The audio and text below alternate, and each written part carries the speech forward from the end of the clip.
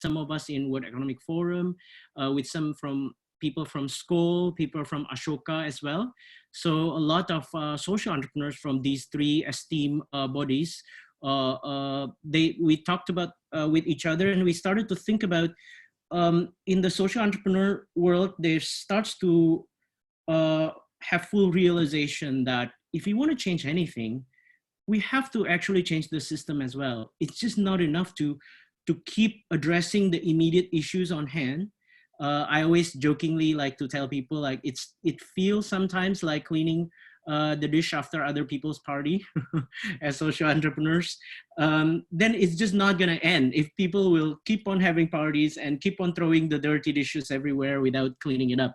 So we have to collaborate to be together and start thinking about how can we have better parties, to have cleaner parties, to have more sustainable parties, so that the dirty dishes, if you will be less and less. And therefore the humanities and the society can have a more sustainable life, and we can thrive instead of just survive, right? So that's the idea. So there's a growing consensus that the system needs to change. And whenever you start talking about system change, then you start talking about very challenging but exciting and rewarding journey. And then we start talking about we do need to collaborate with everybody.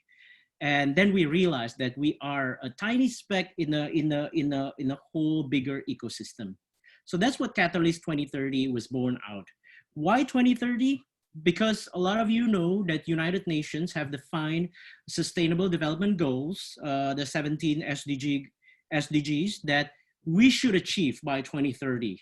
Otherwise, if we fail this, the cost will be too high for humanity. There will be so many victims. There will be nothing that is sustainable. And we will all in a very, very much worse situation than today.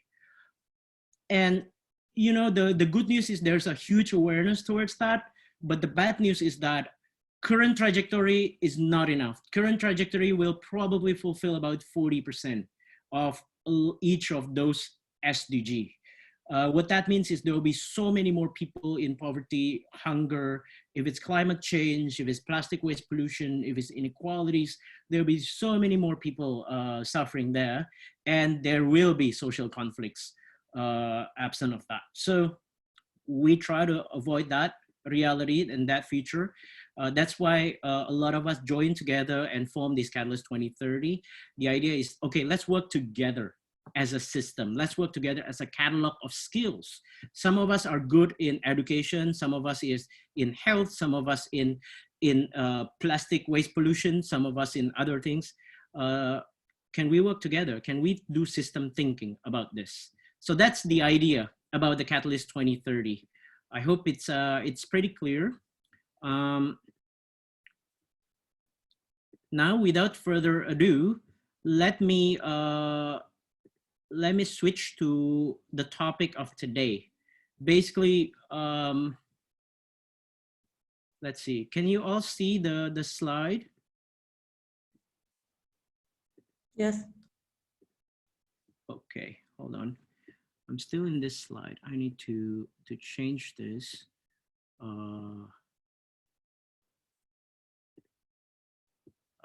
Share screen. Yeah. So can you see the slide now? Yeah. Okay. So the idea is, what is this COVID-19 world, and what is responsible consumption and production as a goal number 12 in the SDG? What does it mean in the COVID-19? Increasingly, people are saying that, look, we're just gonna have to live in peace with COVID. What does that mean? I think it's very difficult to envision 0 cases in anywhere in the world. So this will be a daily reality. I think that's the basic assumption over for the next 12 to 24 months at least. Yeah? So what does that mean in terms of our life, in terms of sustainability? That's the idea. This is a thought experiment, a process.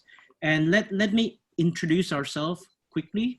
I'll just flip through this very quick. We are Greenhope, co-founded by 2 complementary social entrepreneurs. My dear partners here, Pak Sugi is my mentor in polymers. He has like 40 years in plastic packaging, family business, and serving the Unilever and P&G and everything. And at some point in the past, his customers was walking in the Bali beach with his family, walking, and then he saw his brand floating and littering the beach. That was in year 2000. So he picked it up, he called Mr. Sugi as his supplier for the flexible plastic packaging, and he asked, hey, we need to deal with this issue. That was in year 2000. So I kudos for such an advanced thinking on sustainability. That started the journey of research and development for 10 years. Many failures, many wrong red herring, dead ends and everything, trying different things, paper, polymers, identifying indigenous crops that are scalable and not scalable, many trial and error. And then after that, in year 2011, we started to have a technology that kind of works, and we still need to improve it. And then it took another 7 years for patent process. So our technology also has been patented in US, in Singapore, and Indonesia. What that means is simply that it's been through a very high scrutiny of technical effectiveness and efficacy, and then the science behind it. Whereas Sugi's the scientist, think of me as I like to stitch together a disparate thing for positive impact. I used to be a consultant with Boston Consulting Group. We solve the client's toughest problems, and we successful in some, less successful in some, but in reality, I'm a believer of having a business that has a commercial promise, but at the same time, a direct positive environment and social impact. So we work very well together, and we launched Greenhope. We initially launched Greenhope. We thought we're like the geeks, the scientists, we're a material innovator. We only want to talk about technology. Apparently, when you try to solve the world's toughest problem, the people side, the story side is equally important. So it's not enough. So now we see ourselves, we need to be a social innovator as well. It's not enough to just be a material innovator, because you want to change the societies, the way they produce, the way they consume. So because of the result of that, we restructure, we expand our skill sets. So we have 3 distinct technologies, from the most expensive to the most cost competitive. Each of the technologies, I would say, function as a medicine. Each is successful and effective in certain regions of the world and less successful in other regions of the world.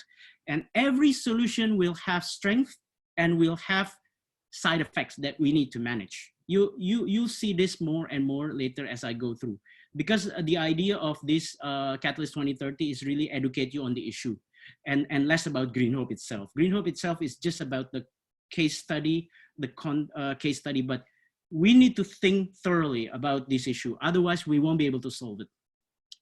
Now, Nature Loop is what they call compostable bioplastic. EcoPlus is the same way, except it's a bio-based plastic. Both are, one is in the process of certification. The other one is already certified in Germany. The other, an Oxium is oxo-biodegradable plastic, basically additive to make regular plastic oxidize and biodegrade much faster.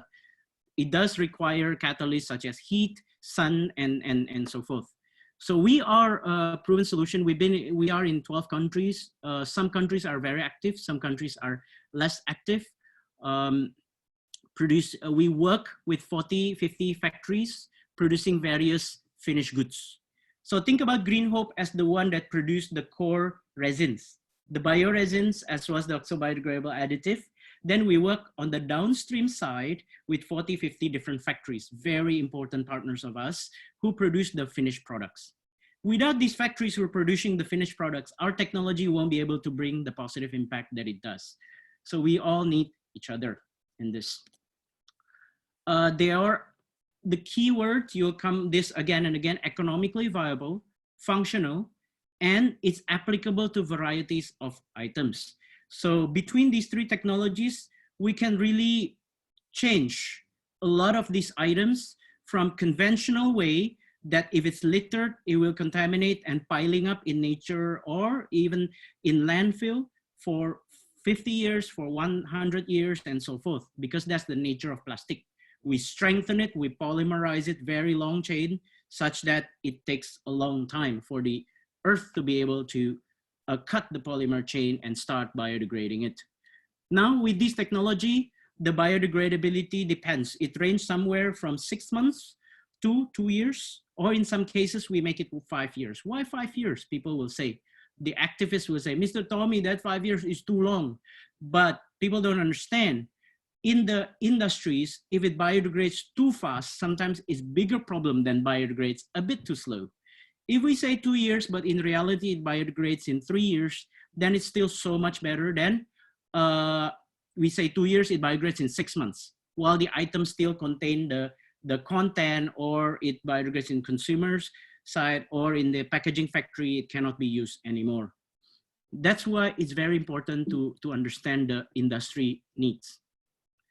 We have the patents, we do our homework, it's very hard homework, a lot of homework, and we participate in different platforms in the world. We are very, very thankful for the opportunities to be part of Schwab Foundation, as well as the Unreasonable Goals and Real Leaders, where we get to learn a whole lot. I believe we are only half of where we are, if not less, had we not been educated, equipped by these very, very important foundations.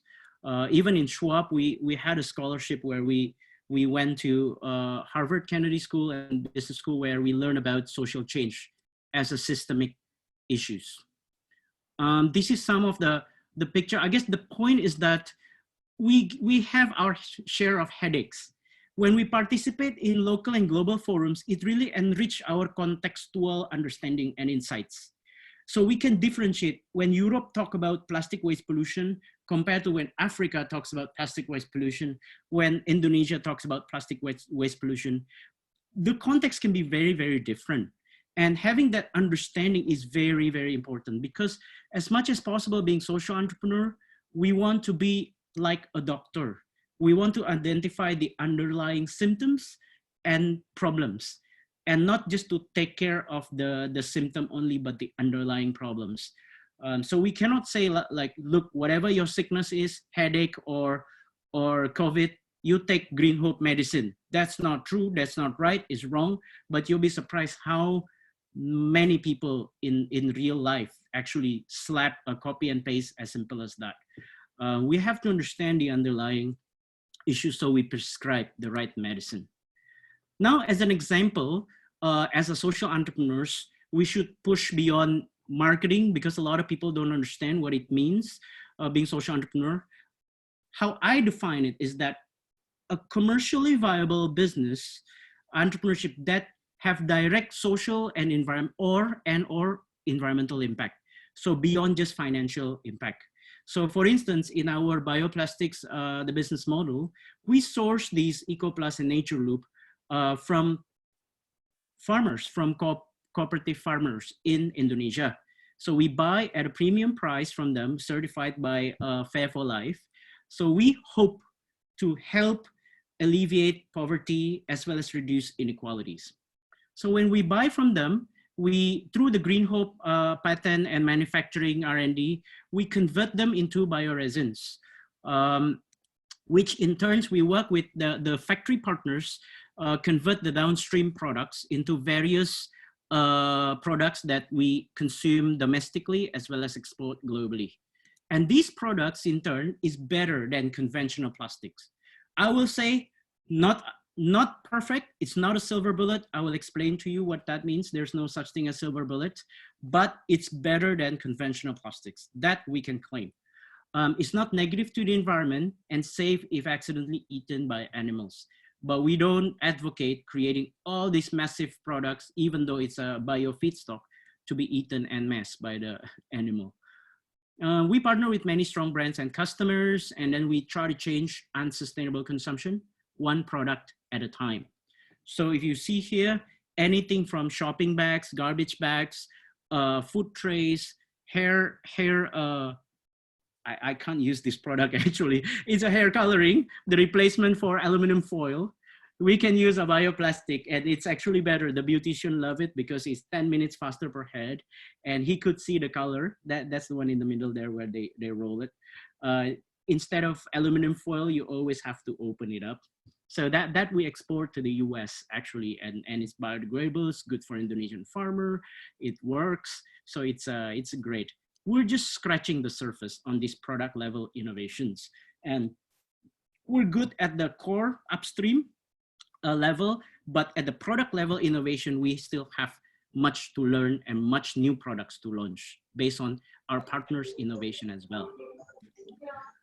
But it's been an uphill battle, even more so with COVID-19. To be really honest with you all, look, COVID-19 increases plastic consumption. It rolls back policies. Some say it creates a setback in our world where we want to see a greener, more sustainable world.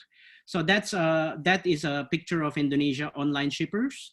They always overpack. They always use more plastics. And already, I was in another conference call earlier today. They say in Thailand experience, the plastic consumption for food delivery as well as online triples. And in Indonesia, they say it's double. So somewhere around double and triple, quadruple if this goes on. And I believe the litter will be tougher and tougher. At the same time, the waste management people will be less and less, or they're highly exposed to COVID. So it's very, very challenging situation. It's like almost a double whammy. State, cities, grocers roll back bans. These are pretty recent news. A lot of the states, California, that has been saying that, look, we want to participate, but they roll back. They say reusable bags. It's because there's a perception, which is there's truth to it. To be honest, that reusable bags can be a medium for transmission, because it is true. 2012 study of San Francisco, for instance, plastic bag ban revealed 25% increase in bacteria-related emergency room visits in California, adjacent to that counties hadn't outlawed plastic bags. 2011, they say, because we just simply don't wash our reusable bags, right? And if today you buy fish, tomorrow you buy meat, tomorrow, the day after you buy some fruits, you kind of like forget about it. And if you don't wash it, continuously, which present another problem, which is soap and water and stuff, then you can really transmit that. And if you bring that reusable bag to the checkout counter, then the checkout guy will help touch it. And if you inadvertently have a COVID, then the guy will have it. And so is the next 90 guys or 100 guys that he served for the day. That is how the transmission could happen. And I've read some news that it actually did happen when a checkout counter had COVID. So it's not ideal, but this is the reality. We have to acknowledge it. We just have to study it. This is a real example of all the plastic packaging. This is me when we ordered some food. We don't eat it one time, all of those things. We experiment with many different things. My wife likes to try to cook with different stuff now at home. But almost every single time, the wrapper, the external, the medium, and the individual sauces were all wrapped in plastics. They can't give us reusable bags, and I probably won't take from them because we don't know where it's been.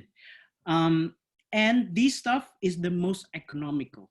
In Indonesian context, where the people's income is relatively way lower than the Western countries, less than a tenth, I believe, typical GDP per capita. Economic viability is a very, very important. So that's the situation of today that we're in. It's pretty not easy. We've heard about life versus livelihood. And now is it life versus livelihood versus the planet? Is that the third variable now we have to deal with? That makes it very, very hard. Life versus livelihood is hard enough as is with all these lockdowns. And now versus the planet. What do we do? However, we cannot afford to go back to this.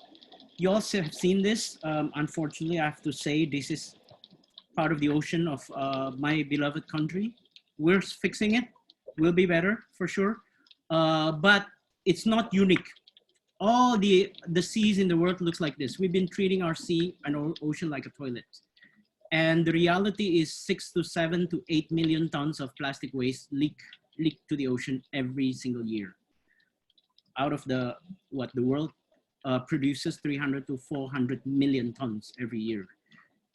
So we cannot go back to this. If the ocean dies, we all will die. And the thing is, we have to realize if we lose the environment, we lose ourselves. No doubt about it. Research already shown we eat a credit card's worth of plastic a week, cumulatively, of plastic particles. It's not a question of if, it's a question of when. When will it start to go attack our bodies? When will it start to create the antibody to go out of whack? Is it 3 credit cards? Is it 5 credit cards? Is it 7 credit cards? So we really are running out of time at the same time, as much as we are running out of time on the livelihoods, on climate change, on everything. Sorry, so far it is kind of like bad news. It drains my me as well when I tell this story, because it's kind of personal too, to realize this. And I have 2 daughters myself. Solving for system change is the only way. It's the only way. And after we reflect back in Greenhope, we notice when we talk about system change, we have to respect 5 things. Why is it so far system change has been failing and there's only local optimum or niche products or niche community doing plastic free, whatever, for better or for worse, but the large scale adoption system change is struggling. We see sometimes we failure to respect these 5 things. One is we have to respect the gigantic, systemic, complex problem with huge existing momentum. Sometimes this, if we are activists, if I wear my activist hat, there is a piece of me that is really still firing up as activists. We tend to simplify a lot of things. Just stop using plastic altogether. We simplify that. So there's a lot of uncertainties, fears, emotion, ego. For sure, the conventional mindset, lifestyle, and plastic has to go down from the 1 million tons per year consumption. And then the green mindset, lifestyle, and materials, if you see here, I wrote it as a mindset, lifestyle, and material. So material is not the only one. Without any change in mindset, material innovation alone will not be enough. So these things need to change. How fast? I hope it will be so much faster than, for instance, renewable energy fight. You know, with the status quo, with the oil price very low, already talking about renewable energy for 3 decades. I hope this discussion can be much faster, especially because all the animals are dying and soon enough we will be dying. The feedback loop of the anger of the planet Earth, if you will, is faster. So I hope we all can take this issue very, very seriously. And other issues like climate change too, admittedly, for sure. But we should never underestimate 70 years of status quo mindset, habits, and technologies. So the problem is this transition is causing so many misinformation, so many hoax, collision between institution, industry, and activists. Activists will be saying like, Mr. Tommy, just ban the entire plastic, you know, change everything to banana leaves. Well, then I asked them, if you change that, let's assume property-wise you can have that property. Do you know how many millions of bread we produce every year, every day? And we have to distribute to 17,000 islands in Indonesia because we have centralized production. And they're like, they don't know. The answer is 7 million. 7 million bread every day, 17,000 islands. And those breads, the freshness needs to be at least 5 days. Only plastic can prolong the freshness of food that long.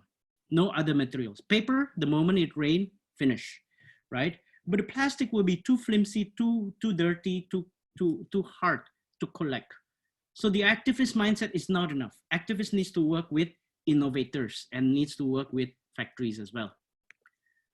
So this momentum is pretty tough. Sometimes a lot of misinformation causing all the progress setback, a lot of times wasted because a lot of half-truth, misinformation, trial and error policies with unintended consequences.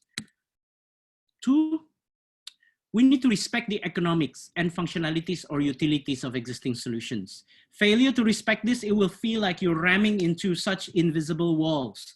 How come the market is not adopting? How come the people is not adopting? My solution is so green. Well, to be honest, the bad news is that at the end of the day, green is like the X number criteria in the order of importance. People need to be able to be economically viable, and it needs to be useful. The moment we create a very cool bioplastic, but that is 10 times more expensive and it's not useful, it doesn't prolong the food life, you can't use it for machineries and the packaging, the moment you hit such a huge adoption barrier. Oftentimes we are not respecting that enough. So if you see a lot of things, okay, let's just ban plastic altogether. Well, the question back is that, okay, you want to make plastic your enemies. What is your friend then? What do you say yes to? Well, paper is good. Do you know that paper takes, look, 20 times, 10 times, 15 times of price of plastic? What that means is that it takes so much more energy, CO2, water, bulky transportation to do. Paper is good in a sense that the biodegradability is easier, but the moment you do full life cycle analysis, it falls apart, the case for paper. And of course, we don't forget about the many millions of hectares of forest being cut. We don't want that world either. So the question has never been paper versus plastic. The question is depends what item that you want to use it for. We can't use our printing and books and everything using plastic, clearly. We use paper for that.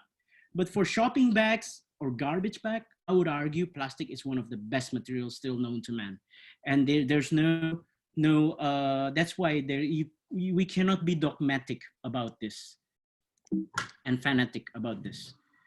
We appreciate also the unique high functionalities of plastics. The key thing about this plastic, the tricky part is that even in the virgin mode of plastic, it's so cheap because it's a residue of oil, right? In a way that we never extract oil and then to turn into plastic mainly, no. We extract oil to turn into gasoline, to power airplanes, energy, power plants and everything. Then the leftover, the lower temperature we turn it into monomer and polymerize it, becomes plastic. That insight alone actually creates so much challenge on the circular economy, for instance. If it's already a residue in a virgin state with $20 oil, how can you create a recycling items that are cheaper than that?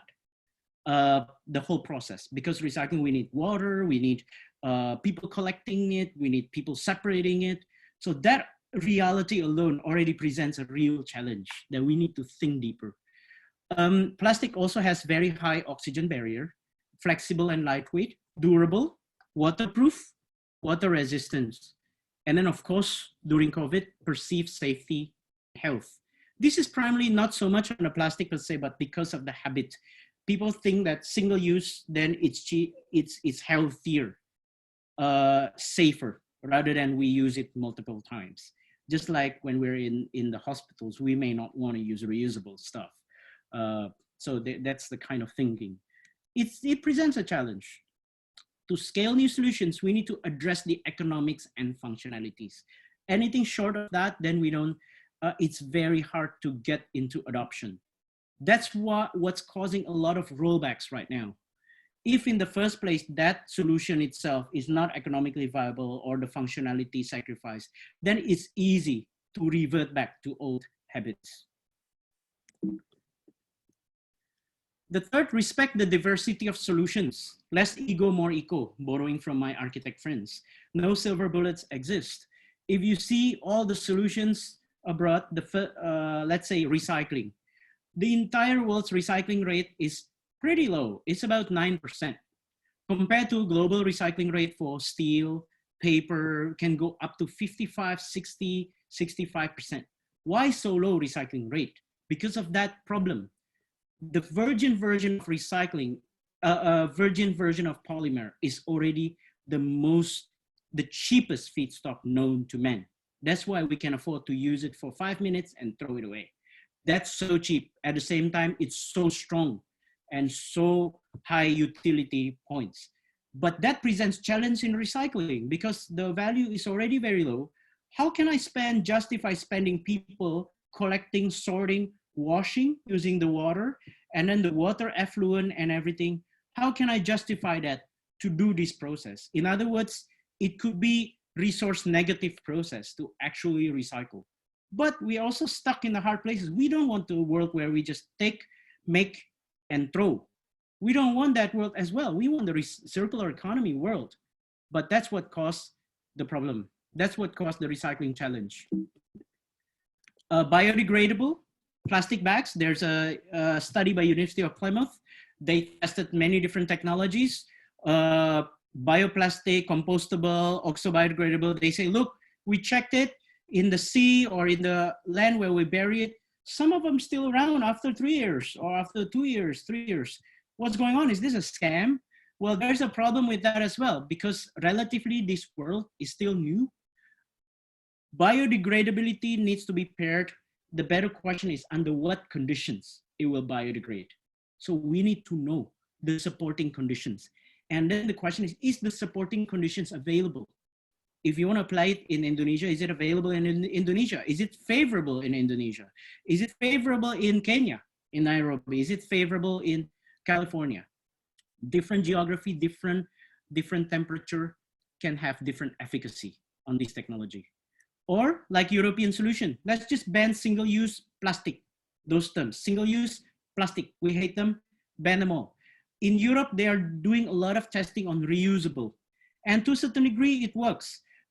It works in particularly in high-income countries, high density, high income.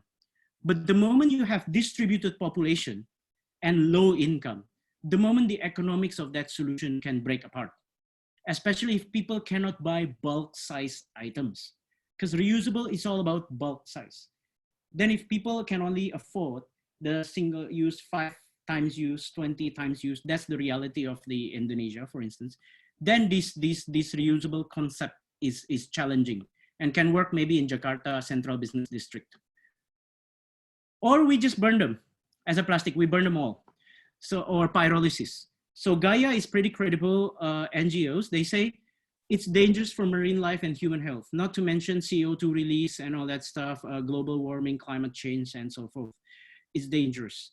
So if you marry the two pictures together, 400 million tons, and each solution have side effects, then we have a big, that's why we're still trying to solve it, not able to solve it properly.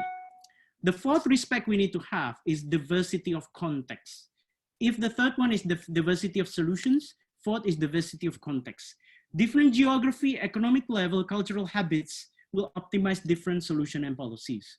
So from Netherlands, my friends from Netherlands and the Advanced Queens team at that time say, Greenhope, you're doing good work and everything, biodegradable and stuff, but recycling is the future. It has to be the future, and what we you should explore that. And we did explore that. We studied the whole thing, and we may still do it at some point.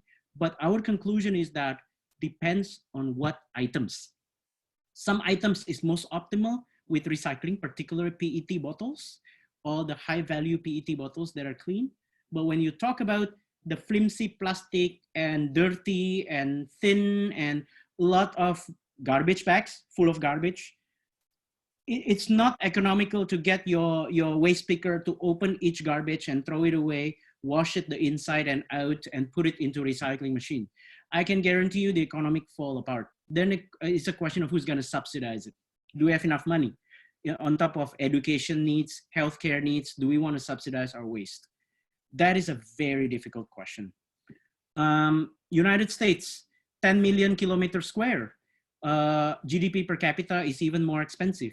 Do they incinerate or recycling mostly like the Netherlands, for instance? Not really. United States recycling rate is pretty low, and a lot of recyclers are closing down right now. They're struggling with the economics because they have lots of land. It's still landfill country. You marry a lot of land with millions of hectares of corn, then they create compostable bioplastic based on corn, GMO corn in the US. That's the US solution. Indonesia, 250 million people, 2 million kilometers square, sunshine all year round, 17,000 islands. And look at GDP per capita, less than 10% of all the other countries. We can't easily burn because it's so expensive for us to burn. We can't easily recycling because with 17,000 islands, rapidly the economic and the distribution of resources become very, very challenging. So in other words, all those solutions are required, but may not be applicable any single solution alone. That's why we also explore biodegradable in Indonesia. And I see this story repeating in developing countries around the world, Africa, Middle East, Southeast Asia. So because of this, there's a wide diversity of policies and realities across the world. There's no consensus yet of what next generation plastic and plastic waste management should be. We're still struggling, we're still trial and error, and we do need to test. I'm a proponent of always rapid testing, always prototyping, always measure, and make it transparent, the impact, and then see how it is. One thing we need to agree is that conventional plastic, conventional lifestyle, conventional mindset needs to stop. So we need accounting for the solution needs to be holistic, contextual. So what we see, the paradigm is that we need to reduce usage where we can. So stop double bag and everything. We need to reuse where we can, use our individual bottle water, tumbler, individual bags where we can. Recycle where we can, where it's economically viable to recycle. So we need to increase the recyclability, recycling rate of many different items that are economically viable to recycle. But when we come around with a flexible multi-layer packaging, garbage bags that is full of garbage, recycling is definitely not the right solution. Then if that's the case, then you do the end of life design, either return to earth, where in most developing countries with landfills, or you do recovery if you can pay, usually waste to energy, pyrolysis, usually it's quite expensive. Suitable for high density places with less land. Our neighbor in Singapore, they burn most of their trash. So they have arguably less needs for biodegradability because they burn everything. And their waste management costs per household is probably 20, 30 times of Indonesia because they can afford it. And they use that to actually burn. Indonesia cannot break that chicken and egg problem yet. So this is how we see, this is what we mean by holistic solution. And the waste management in the middle needs to ensure collection, sortation, and flow, preventing leakage. Preventing leakage is very important. So if we can plug the leak, we are also already halfway there. We need to discipline people, really punish people severely in a way, those who throw their trash every day. Now the fifth one is respect for collaboration. It's a non-negotiable for system change to collaborate. And this is just an example of Gerakan Pasti, we call it, Plastik Akal Sehat. So common sense plastic usage, common sense and sustainable plastic usage for Indonesia. I am privileged here. We have Honorable Ibu Naning, whose track record in changing industries after industries to be green, from NGO, from system change perspective. She basically, as soon as she understands about these problems of plastic, she took that on board. Even though she's 70 plus years already, she's one of my mentors.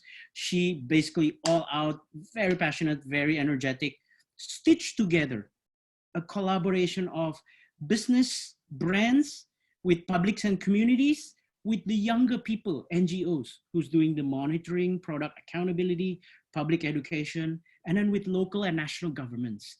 So that is what we are doing in Indonesia. Still far from where we want to be, but it's a good start. It's a very good start where we have a joint movement for holistic and contextual system change. And our hope also is maybe the Catalyst 2030, other social enterprises can come through Gerakan Pasti as well, because each of the social enterprise in Catalyst 2030 is awesome and solving different type of problems. So any of you want to come to Indonesia, to Bali, and to different places and help us out, we are very, very welcome. And so Gerakan Pasti, actually Greenhope is very, very thankful there's such a thing as Gerakan Pasti, that together we actually create a joint movement. So without this respect for collaboration, it's impossible.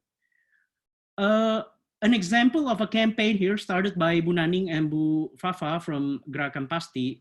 I apologize for the bahasa there on the left. It says basically, the Pasti movement take you to care. Now we see and we realize what we're good at. We understand plastic waste pollution. We understand the technology. We understand Indonesian waste management and the limitation of it. Then we are appalled by the amount of help, this food that is being distributed on daily basis to the bottom rung of the society, but they all are using conventional plastic that are really become problems for the environment for the next 50 years. 100 years, and they become microplastic first in the mid-tier. So we create a charity economics where Pasti movement will those who wants to donate food as well as donate the container for the food, then the Pasti will procure it at 50% discount. So all these factories that produce finished products like shopping bags, food trays, and everything, they actually lose money. They pay in kind based on the 50% discount, and a lot of people participate. So not only the food, but the container itself should be in a way that is more sustainable. So that's what the Pasti Care movement that we are currently doing together, and Greenhope is very happy to be able to partake in that, and we are very encouraged to see. Because when you donate, this is a good time to tell the story as well to everybody about caring for the environment, about loving the earth, about caring for each other. Now, last slide. What is Greenhope open to and looking for? We're looking for strategic partners really to realize the system change. Partners who have similar vision and operating values. Those who are impact and sustainability focused with integrity, with medium and long-term view, the system changers. Although we are about changing the market, we are selling and everything, but we have our eyes in changing the system, not just a short-term transactional hit and run. You can't do that if you are just, okay, we just want to be quick, make money, hit and run and stuff like that because it sounds sexy, sounds cool, all these green products. You won't have the endurance because trust me, it's always harder than it looks. And I used to have my full hair when we started this, and now look at me. Just kidding. But it is challenging. So the second, partners have mutually beneficial strategic interest and access. Prominent FMCG brands, packaging companies, polymer producers, social enterprises with strong access to governments, to communities, to NGO. Those are the kind of partners we definitely can be collaborative and can enhance each other's impact per se. And partners who can provide key market access, to India, USA, Europe, China. Those are the markets that we are not there yet because, I mean, yeah, in one hand, I wanted to do it as soon as possible. But on the other hand, we know if we don't get the right partners with the same mindset, it's just not going to work. It's going to waste their time, her time, or wasting our time as well. So those who are idealistic, like mindset is important because we are changing the society. And then those who have access to local manufacturers, to local brand owners who can persuade the end users to market to change their mindset, to change their habits, and then to change their buying choices. So that's what the story so far. Let me stop here so we can have about 12 minutes or so Q&A here.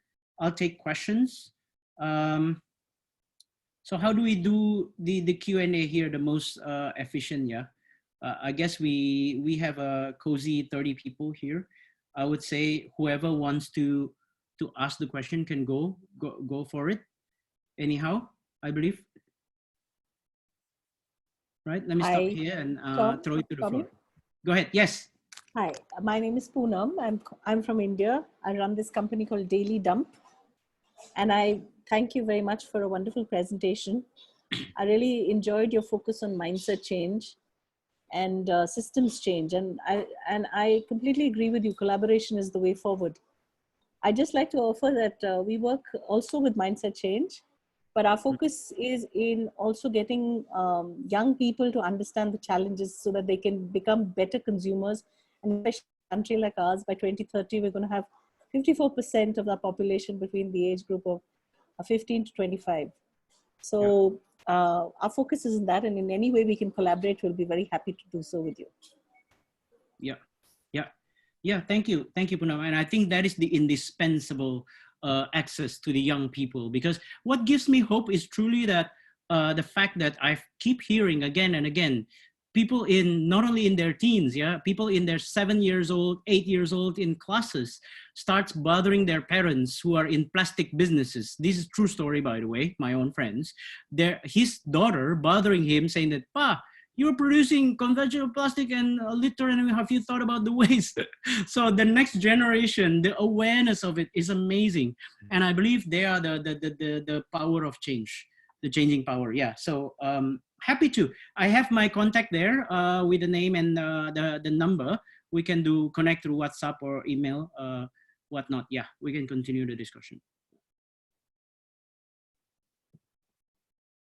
Other questions? Comments?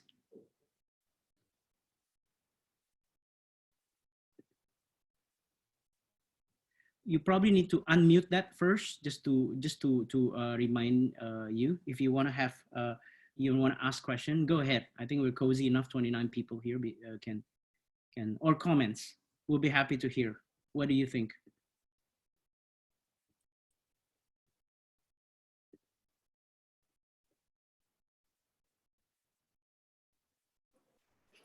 Can I ask another question, please?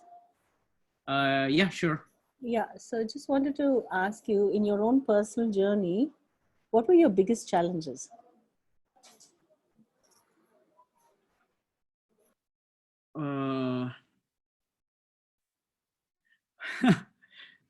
That's thank you for the question. I know the biggest challenge I would say, and I'm lucky. I named our company name is Greenhope, is basically keeping the hope. To be honest, because I'm a macro person, but when I was in BCG, I'm so used to think about everything structurally and identify the key drivers, and then the key drivers, we can forecast the future, right? And to be honest, meeting after meeting, if we see people, policymakers, government not making the right decisions or sacrificing the medium and future terms for short term, that is tough. I guess dealing with the setbacks and with the ability to be patient and keep it up one day at a time. That's probably, to me personally anyways, is the biggest challenge. But however, having said that, I see the humanity as a society is in their best or their worst during the toughest time. So with COVID, with all these challenges, sometimes with natural disasters, large scale, then you see the best of humans, the compassion, passion, indigenous ingenuities, the best of them will see. And I started to see that. So I believe the hope is absolutely there. We just need to keep going and capture our gain. Yeah. I hope it makes sense. Yes, thank you, Tommy.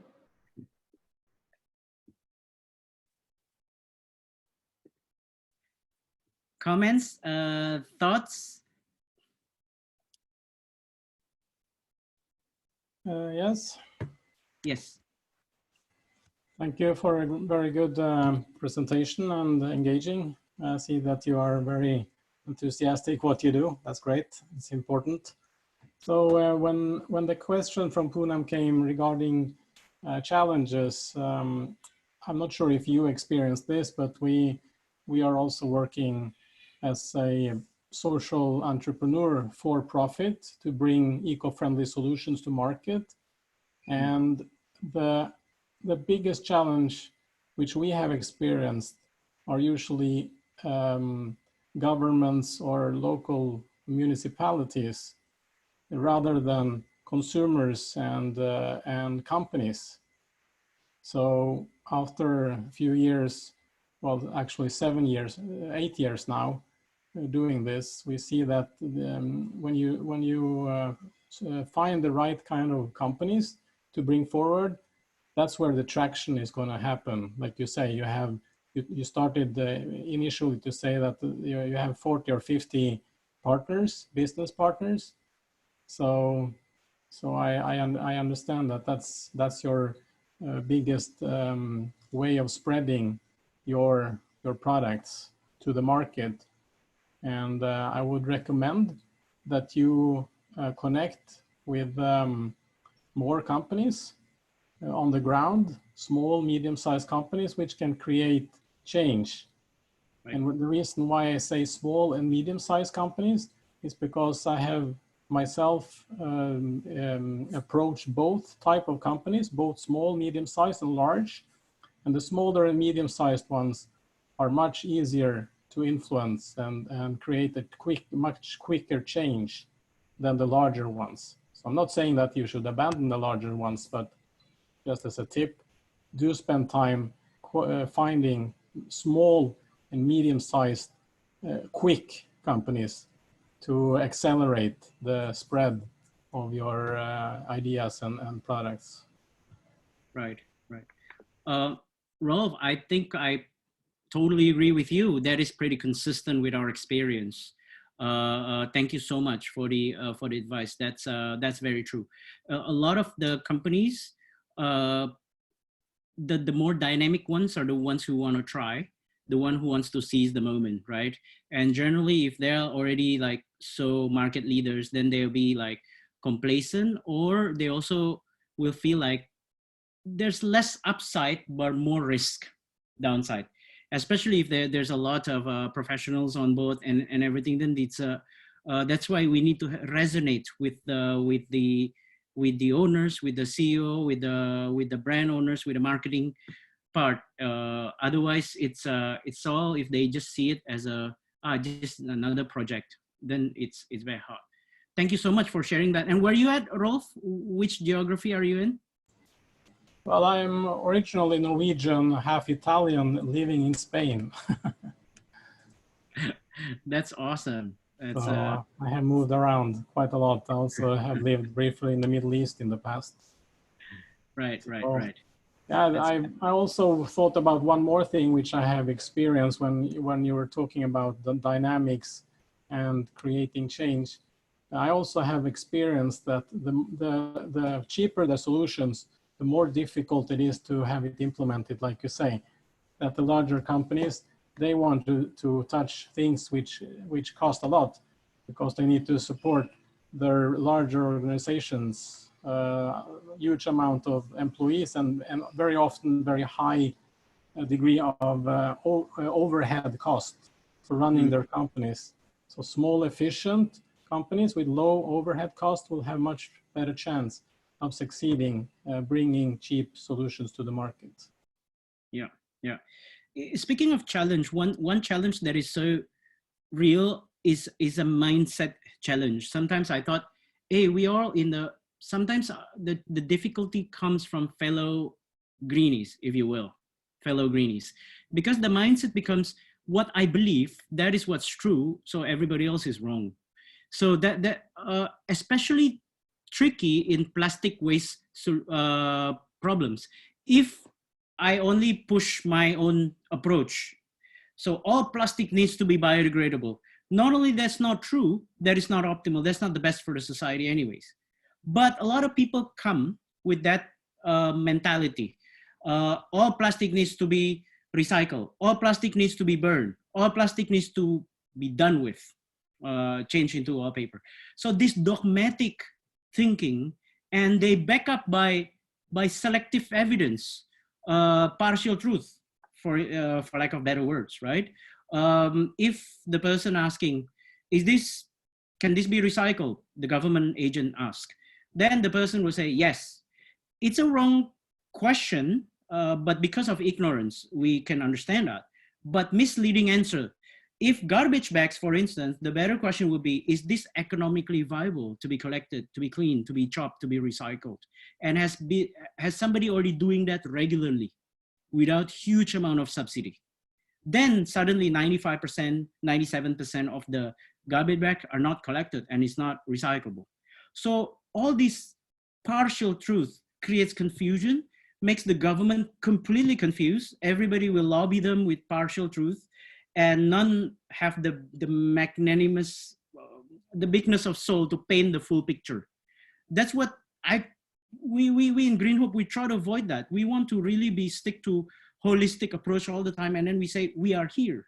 We're not even everywhere, you know. So that is actually causing so many flip-flops, so many problems, so many confusion, so many, in the end, government is not moving. While we lose time after time after time, before long, we're eating 3 credit cards a week instead of 1. Does it make sense? That is a big issue also, I believe, because the approach is forcing people to commit to one solution instead of the other. And it just make the heck of confused of the entire society. I'd like to add, if I may, if nobody else wants to go. Any other person first, maybe comment? Yeah. Those who haven't comment yet.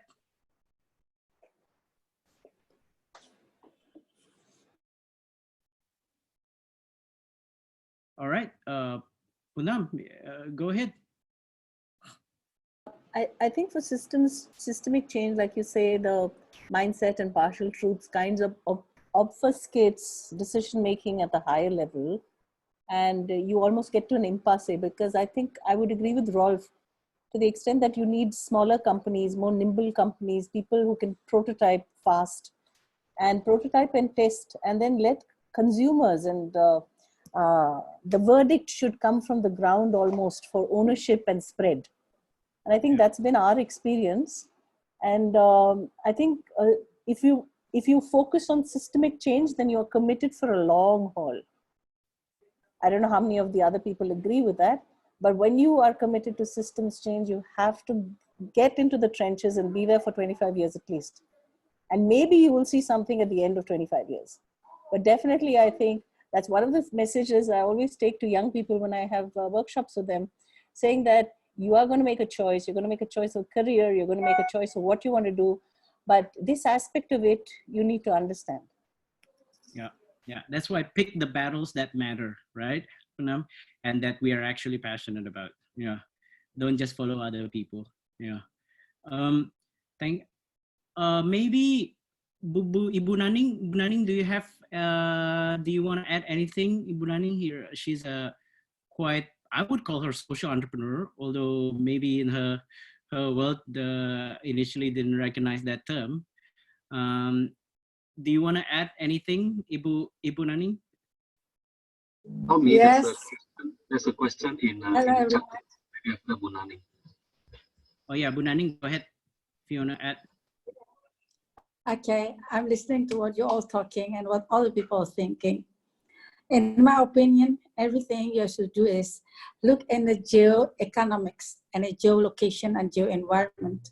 Because certainly Indonesia is not the same as the Western country. We are a tropical country. We have only 2 seasons and we are very humid. And of course, the sun shines almost every day. I think the best solution with most of the Indonesian people can afford is having this biodegradable product, or whatever you call it, it's OXO, because everyone can afford it and it's available. The most important is the availability. So what we're trying to do is, through PASTI, is educate the bottom of the pyramids, because most of them, they are the ones using in the traditional market, but don't think about the top of the pyramid. They can afford anything. They can afford Eco Plus, whatever you name it.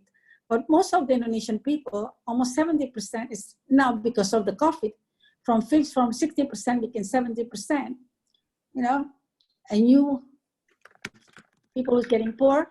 And of course, everyone is like to use plastic, especially in the market. And we make a study of it. If you go to the market and you go home, you will come home with 50 small plastic bags and 3 big plastic bags for all your groceries, which you get it from the market. And it's called conventional. So we have really to fight to educate the market, because it's most of the people who consume this conventional plastic. So we educate from the bottom up, because they are the most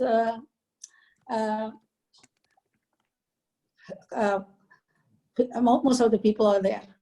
So that we are doing the bottom up, not top down, because we want to make the people understand and have the responsibility of when they are using plastic.